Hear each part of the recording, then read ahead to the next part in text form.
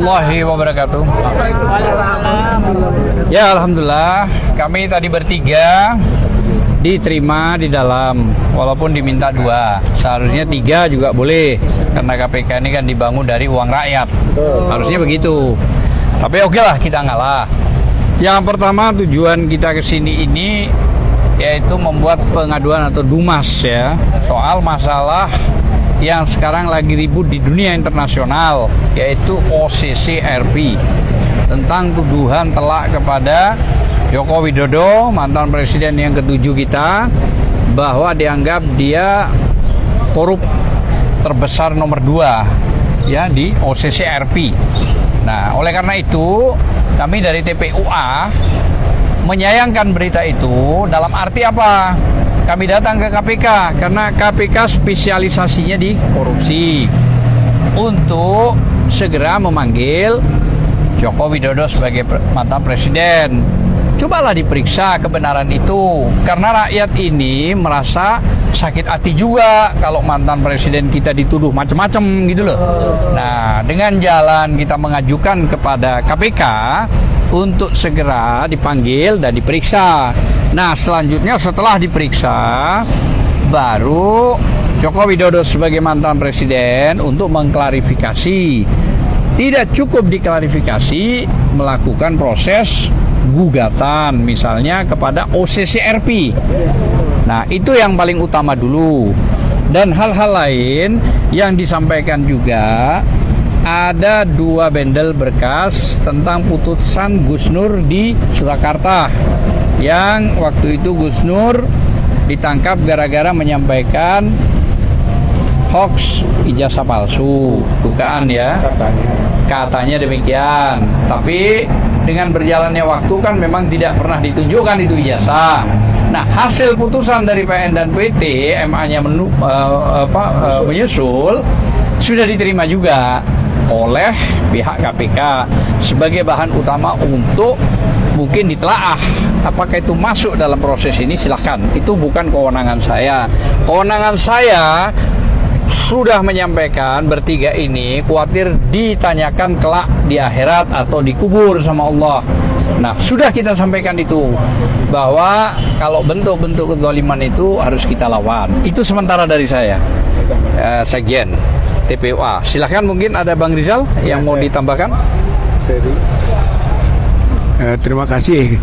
Nah, keterkaitan itu kita jelaskan bahwa korupsi itu 3 jenis gitu. Jadi documentary corruption, korupsi dokumen, itulah nanti ijazah palsu. Ini keterkaitannya. Yang kedua, authority corruption, yaitu bagaimana korupsinya Jokowi, cawe-cawe gitu kan, ikut mempengaruhi proses politik gitu dan seterusnya. Itu korupsi juga gitu, sampai ke Gibran, putusan MK, itu bagian korupsi authority. Dan yang ketiga baru financial corruption, ya, korupsi finansial. Nah, ketika korupsi finansial kita kemukakan kaitan dengan rilisnya OCCRP. Itu kemukakan tuh soal PSN, sampaikan PSN yang PIK 2, BSD gitu kan, itu korupsi, itu di situ ada kolusi, ada korupsinya gitu. Oleh karena itu KPK harus melangkah gitu dari laporan itu, dari laporan kami ini TPUA. Dan yang keduanya yang berkaitan dengan satu lagi penyerahan berkas ya, enggak yang korupsi apa itu tadi, korupsi finansial. Ya, finansial itu termasuk yang di Colomadu itu gitu. Kita sampaikan itu bahwa di sana terjadi korupsi yang harus KPK melangkah gitu kan, soal hadiah rumah seluas 1,2 hektar. Jadi 2 kasus yang kita angkat di situ, kasus PSN, BSD PIK 2, dan kasus hadiah rumah di Colomadu. Itu yang paling gampang bagi KPK untuk melangkah gitu. Jadi kami sampaikan, di samping itu masih banyak korupsi lain Jokowi yang harus dibongkar. Tapi mulailah, kalau KPK punya itikat baik, mulai dari situ, dari PSN dan korupsi di Colomadu. Saya kira itu yang tambahannya. Baik, saya juga sebetulnya kan berkeinginan berharap tadinya masuk bertiga.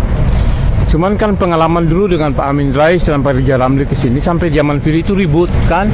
Apa susahnya? Dia bilang itu adalah protap. Loh, memang kami ke sana apa di sana kan nggak bikin keributan. Nah, ini saya mencurigai ya. Apalagi begini. KPK ini kan dibentuk oleh Joko Widodo di sisa masa pemerintahannya. Ini secara hukum, kemarin saya mengutip Profesor Hendy Subiakto mengatakan bahwa ini tidak sah, ilegal. Ya kan? Dan ini akan lakukan judicial review terhadap kepemimpinan KPK dan komisionernya ke MK. Yang baru. Kenapa? Kalau misalnya KPK tidak sah, berarti penetapan tersangka terhadap orang-orang yang dijadikan target misalnya, seperti Harso misalnya, itu juga tidak sah. Itu loh. Nah, oleh sebab itu akan lakukan judicial review. Dari tim TPU akan lakukan itu. Yang pertama. Yang kedua, terkait dengan korupsi yang dibantah oleh Jokowi. Kita melihat banyak misalnya contoh food estate. Food estate itu jelas-jelas korupsi ya di masa pemerintahan, dan itu ada tanggung jawab Jokowi dilakukan oleh Prabowo ya kan sebagai Menhan. Masa Menhan ngurusin pangan gitu loh ya kan. Nah itu kan salah juga, kacau ya kan, itu loh ya, itu salah kamar namanya kan gitu dia. Nah jadi itu kemudian ada kerugian kerusakan hutan, illegal logging dan lain sebagainya, itu loh, itu jelas, itu tanggung jawab Jokowi juga. Jadi bilang mana bukti, itu harus bukti dari sekian banyak bukti. Ditambah dengan misalnya hutang luar negeri, pemerintah Jokowi ini kan bohong. Hutang luar negeri kita menurut teman-teman di DPR, Misbakun dan lain sebagainya, itu sekitar 20.000 triliun lebih. Tetapi oleh Jokowi hanya sekitar 8.000 triliun. Ini kan berarti ada yang disembunyikan. Kemudian kita tanya, ya kan, komisi dari hutang itu 30% dikatakan oleh Profesor Sumitro, bapaknya Prabowo. Itu siapa yang terima? Itu loh. Nah, makanya kalau kemudian KPK seolah-olah kemarin memberikan pernyataan yang nggak blunder, seolah-olah mana buktinya, ini kami datang. Jadi wahai KPK, kalau misalnya Anda tidak, ini berarti memang kesimpulan kami bahwa KPK itu adalah sekarang ini seperti lembaga bantuan hukum Joko Widodo, itu tidak salah, ya kan? Oleh sebab itu kami akan tetap TPU akan berjuang terus, ya kan, bersama rakyat dan semua elemen bangsa agar supaya kita bersih. Kita malu kepada negara Indonesia. Kenapa investor ke IKN itu nggak mau? Karena mereka sudah dapat laporan bahwa Joko Widodo ini diduga terlibat dalam persoalan korupsi dan pelanggaran HAM. Pelanggaran HAM kita akan bawa ke PBB dan sebagainya, itu loh. Atau misalnya kepada kepolisian, misalnya contoh Kanjuruhan. Tidak ada perintah Jokowi itu memerintahkan terhadap korban yang Kanjuruhan. Kemudian satunya lagi di zaman Tito sebagai Kapolri, itu ada 900, ya kan, anggota KPPS, tidak ada itu perintah, ya kan, Jokowi kepada Tito untuk mengusut ini, itu loh. Ditambah dengan komisi 50. Masuk ke M50. Masuk ke komisi 50. Itu jelas pelanggaran HAM yang jelas, ya. Oleh sebab itu hari ini kami ke KPK dalam terkait dengan isu korupsi.